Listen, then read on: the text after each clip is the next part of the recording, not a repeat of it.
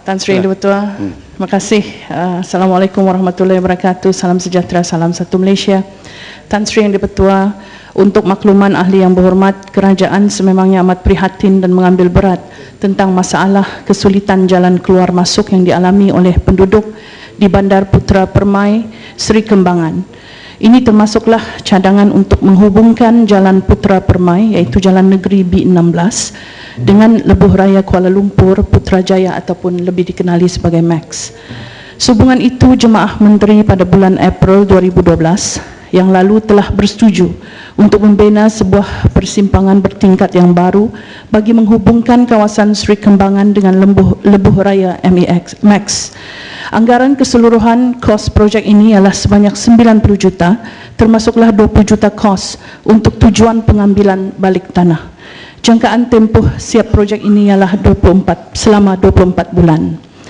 Pada masa kini, proses pengambilan balik tanah yang terlibat sedang dalam peringkat perbicaraan di Pejabat Tanah. Berdasarkan perancangan, cadangan pembinaan persimpangan bertingkat yang baru ini dijangka akan dimulakan sebaik saja proses pengambilan tanah tersebut diselesaikan, iaitu selewat-lewatnya pada bulan Ogos 2013. Walau bagaimanapun, pihak konsesi telah mengambil inisiatif untuk memulakan kerja-kerja pembersihan tapak di tanah milik kerajaan sementara menunggu keseluruhan proses pengambilan tanah milik persendirian diselesaikan. Manakala mengenai kadar tol pula, ia akan diumumkan setelah projek persimpangan bertingkat ini disiapkan kelak. Sekian, terima kasih. Sedang.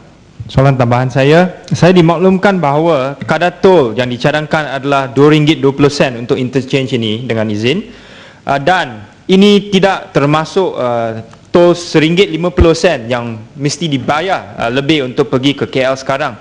Ini bermakna bahawa kerajaan akan memberikan peruntukan sebanyak 90 juta ini kepada pemegang konsesi iaitu Maju, tetapi mereka akan boleh charge lebih tol kepada penduduk dan juga pengundi di sana, di kawasan saya di Sedang. Adakah ini satu lagi contoh di mana kerajaan Barisan Nasional mahu memberi satu ajaran kepada penduduk di Seri Sedang dan juga di Seri Kembangan yang telah menyokong Pakatan Rakyat dengan begitu kuat pada masa PRU ke-13 dan mungkin juga bahkan mahu menghukum semua penduduk di Selangor yang menyokong Pakatan Rakyat dengan begitu kuat, seperti yang tindakan yang diambil oleh kerajaan Melaka terhadap peniaga di Jonker Street dengan izin di Melaka. Inilah contoh tuduhan melulu pihak pembangkang yang saya kira sangat-sangat mendukacitakan. Tan Sri Yang Di-Pertua, sebenarnya projek ini, sebelum saya menjawab kepada persoalan Yang Berhormat, Sedang seharusnya mengucapkan terima kasih kepada pemimpin-pemimpin MCA kerana mereka lah yang memperjuangkan exit express link ini sebenarnya, ya, bukan Yang Berhormat ataupun rakan-rakan Yang Berhormat. Itu memang fitnah, tak betul langsung. Seperti yang kita ketahui, pembinaan persimpangan bertingkat Seri Kembangan ini akan dapat mengatasi masalah penduduk Seri Kembangan itu sendiri. Persimpangan ini akan menyediakan satu laluan yang lebih pendek di antara Kuala Lumpur dan Seri Kembangan yang turut memberikan penjimatan bukan saja dari segi jarak, malah dari yang paling penting adalah masa perjalanan, Yang Berhormat, ya. Dan untuk pengetahuan Yang Berhormat, seperti yang saya katakan tadi, jumlah 20 juta itu adalah mengenai isu tanah, ya, untuk pengambilan tanah, dan sementara jumlah 70 juta itu adalah kos yang akan dibiayai sepenuhnya oleh syarikat Maju Expressway Sdn Bhd atau MESB, ya, selaku syarikat konsesi kepada Lebuh Raya ini. Mereka akan membiayai sepenuhnya kos pembinaan, operasi dan penyelenggaraan bagi pelaksanaan, ya, pembinaan persimpangan bertingkat Seri Kembangan ini. Dan implikasi keuangan kepada kerajaan hanyalah, ya, dari segi kos pengambilan tanah yang dianggarkan sebanyak 20 juta tersebut yang telah saya nyatakan lebih awal semasa jawapan saya. Oleh daripada itulah Yang Berhormat, apabila kita melihat kepada pembayaran tol yang telah disebutkan oleh Yang Berhormat, iaitu RM2.20, saya telah menjawab mengatakan perkara ini akan diumumkan oleh pihak kerajaan sejurus sahaja pelaksanaan projek ini dapat dimuktamadkan, iaitu tempohnya adalah sebanyak 24 bulan.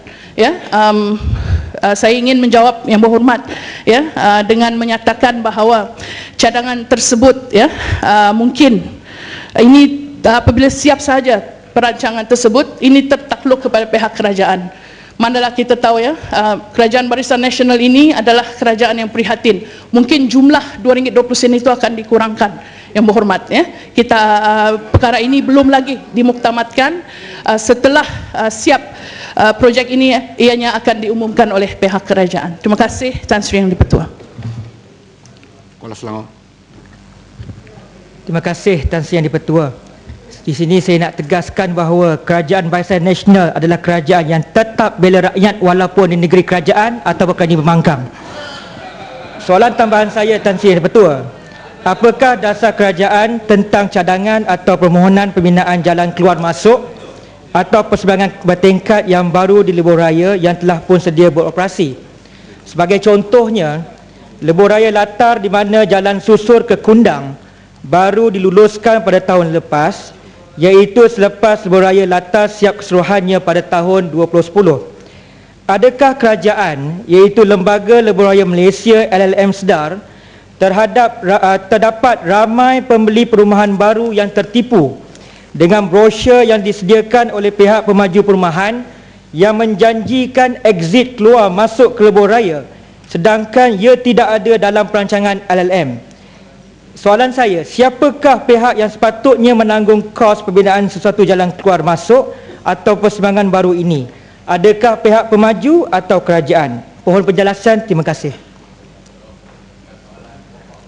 Terima kasih Yang Berhormat Kuala Selangor di atas soalan tambahan yang dikemukakan. Untuk pengetahuan Yang Berhormat Kuala Selangor dan ahli-ahli Yang Berhormat Tan Sri Yang di-Pertua, kerajaan dalam soal ini kerajaan akan sentiasa melihat kepada keperluan sebenar pelaksanaan jalan keluar ataupun masuk ataupun persimpangan bertingkat, terutama sekali dari segi kos dan juga tanah yang diperlukan untuk sesuatu projek tersebut.